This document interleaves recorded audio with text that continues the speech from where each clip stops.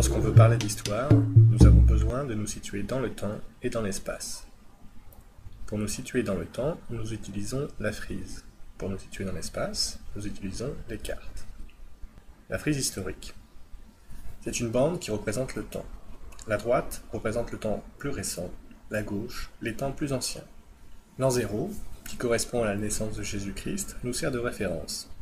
Les années situées après sa naissance sont comptées dans l'ordre croissant.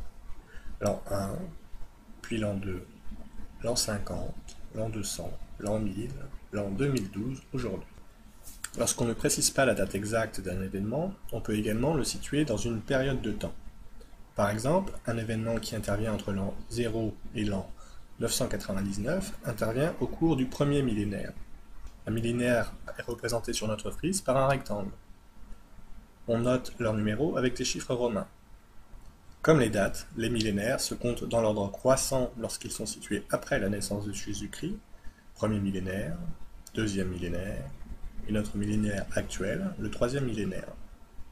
Dans l'ordre décroissant, lorsqu'ils sont situés avant la naissance de Jésus-Christ, le premier millénaire avant Jésus-Christ, le deuxième millénaire avant Jésus-Christ, le troisième millénaire avant Jésus-Christ, etc.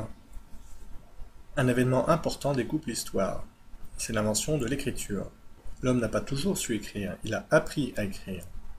Avant l'invention de l'écriture, on parle de période préhistorique. Après l'invention de l'écriture, on parle d'histoire. Pourquoi ce découpage? Eh bien, simplement parce que depuis que l'homme sait écrire, il peut se souvenir d'une manière certaine de son histoire. Avant l'écriture, l'homme se transmettait les histoires de manière orale, ce qui est moins sûr puisqu'il peut la transformer ou oublier une partie de cette histoire. Les cartes maintenant, pour nous repérer dans l'espace. Voici notre planète, la Terre. C'est une grosse boule sur laquelle nous vivons. En aplatissant sa surface sur une feuille de papier, nous appelons cela une carte. Nous pouvons également découper une région spécifique de cette carte pour étudier un phénomène local. Par exemple, ici, le bassin méditerranéen.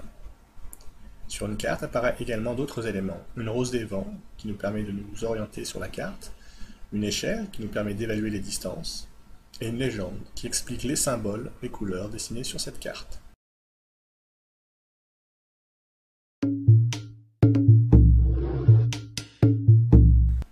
Nous vivons en France, ici. Si nous traversons la mer Méditerranée et que nous allons à son extrémité est, nous voici au Proche et Moyen-Orient. L'Est s'appelle également l'Orient. Donc le Proche-Orient est la région au bord de la mer Méditerranée la plus proche de nous. Le Moyen-Orient est la région la plus éloignée de nous. Remontons maintenant le temps pour nous intéresser à une époque qui correspond aux premières civilisations connues. Au 8e millénaire avant Jésus-Christ, les hommes développeront un nouveau moyen de subsistance, l'agriculture. Regardons cette région, elle possède 3 grands fleuves. Le Nil à l'ouest, l'Euphrate et le Tigre à l'est. Il y a également le Jourdain, un plus petit fleuve, en Palestine. Comme l'agriculture nécessite beaucoup d'eau pour irriguer les plantations, les premières civilisations s'établiront autour de ces fleuves, construiront des villes et cultiveront les champs autour de ces villes. Les grandes civilisations s'étant constituées à cette époque sont entre les fleuves Euphrate et Tigre, les Sumériens dans la région que l'on appelle la Mésopotamie, les Phéniciens au bord de la mer Méditerranée et les Égyptiens le long du fleuve Nil. Si l'on regarde la région de plus loin et que l'on colorie en vert les régions où les hommes établissent leurs champs, nous voyons une forme de croissant, raison pour laquelle on appelle cette région le croissant fertile. Intéressons-nous à la Mésopotamie. Au 8e millénaire avant Jésus-Christ, parce qu'ils vivent de l'agriculture, les Sumériens construisent des villes au bord des fleuves et prospèrent. La population croît rapidement, si bien que les villes deviendront des cités-États, c'est-à-dire un État constitué d'une ville qui gouverne un territoire délimité par des frontières au moyen d'une administration. Voici la ville d'Our, les villes Lagash, Uruk, Kish et Mari. Plus loin, en Phénicie, voici Jéricho. Enfin, en Égypte, voici la ville du pharaon, Memphis, et plus bas, Thèbes.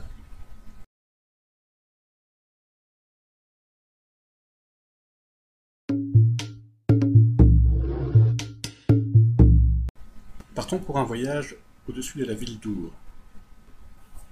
Au centre de la ville est édifié un sanctuaire. Il est dédié au dieu Nanna et au roi de la cité. Plusieurs bâtiments constituent le sanctuaire. La cour de Nanna qui permet d'accéder aux ziggourats, le temple du dieu Nanna. Un large édifice est réservé à la grande prêtresse. Enfin, le sanctuaire comprend aussi le palais du roi et le trésor royal. À l'extérieur du sanctuaire se trouvent les tombeaux des rois. À l'extrémité sud de la ville se trouve le temple d'Enki. Les Sumériens sont un peuple agricole qui commerce avec les villes de la région par voie d'eau. Our possède 2 ports, l'un à l'ouest, l'autre au nord, où les navires de commerce accostent. Parce que les villes-États se font souvent la guerre, la ville s'entoure d'un imposant rempart pour la protéger.